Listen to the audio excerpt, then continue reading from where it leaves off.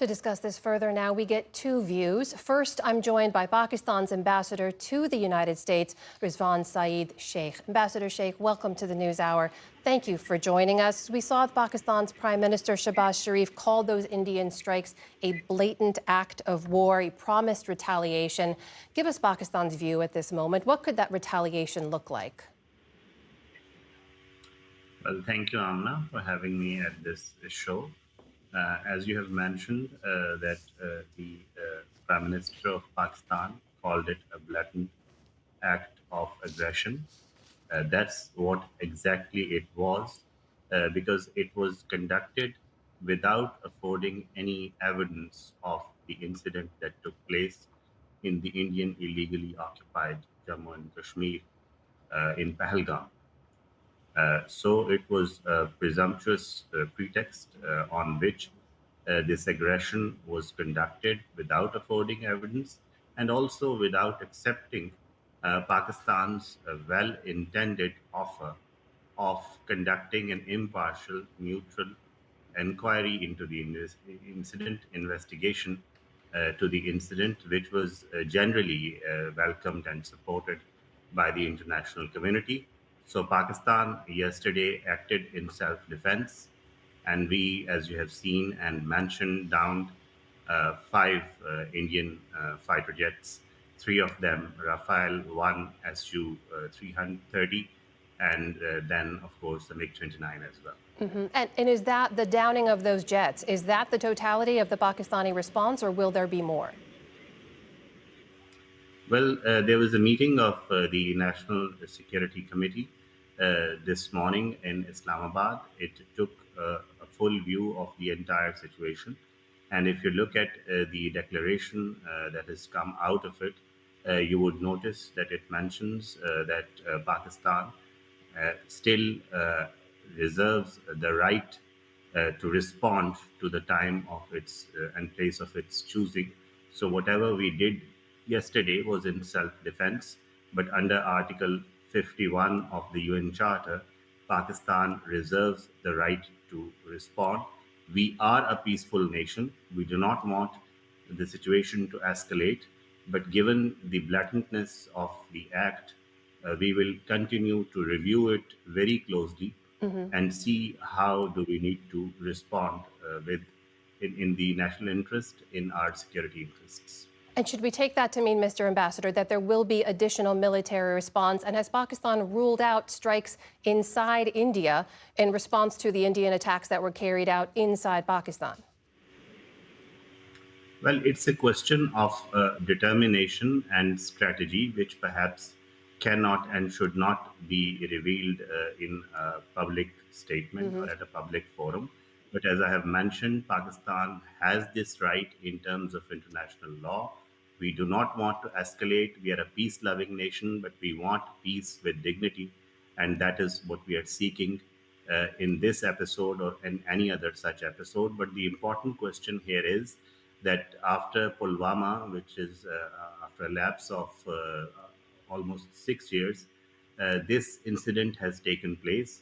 The international community needs to pay attention to the broader issue of the disputed territory of Jammu and Kashmir, which under the UN resolutions has to be resolved peacefully. It has to be settled peacefully through a UN supervised plebiscite. And until that larger problem is attended to, incidents like this can happen, and blames like this, which India has leveled, can continue to fly around. So it is important to attend to the major core issue between India and Pakistan, which is Kashmir. And there is this opportunity to do that right now. Mr. Ambassador, if I may, in this moment, setting aside the larger issue of Kashmir, which I know the two nations have fought multiple wars over now, we heard President Trump say that he hopes this ends very quickly. Is there a role for the U.S. to play right now when it comes to mediating or de escalating, or is the ball squarely in Pakistan's court now? Well, the United States and the broader international community has previously played a role in similar situations. United States, being of course the preeminent world power, has perhaps a disproportionate responsibility with regard to international peace, security, stability, and its maintenance, particularly in a region which India and Pakistan put together holds no less than 1.6 billion people. And the president, of course, himself has mentioned that he wants to leave a legacy of peace. He wants to bequeath peace to the world at the end of his term. So there is no other situation in the world today which is perhaps more impactful in terms of human lives and livelihoods than India Pakistan situation, and Kashmir being the core issue has to be resolved to that end. That is Pakistan's ambassador to the U.S., Rizwan Saeed Sheikh. Ambassador Sheikh, thank you for your time. We appreciate it. Thank you. Well, to understand India's perspective and how it's preparing for Pakistan's potential response, we turn now to Vikram Singh.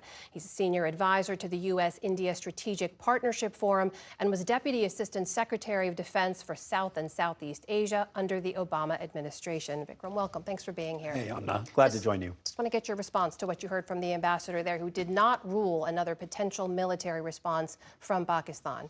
Yeah, I mean, I think the Pakistanis are definitely considering now whether they sort of call it a day. We shot down some planes. We don't know if that's true or not, or how many or not yet, but that will emerge.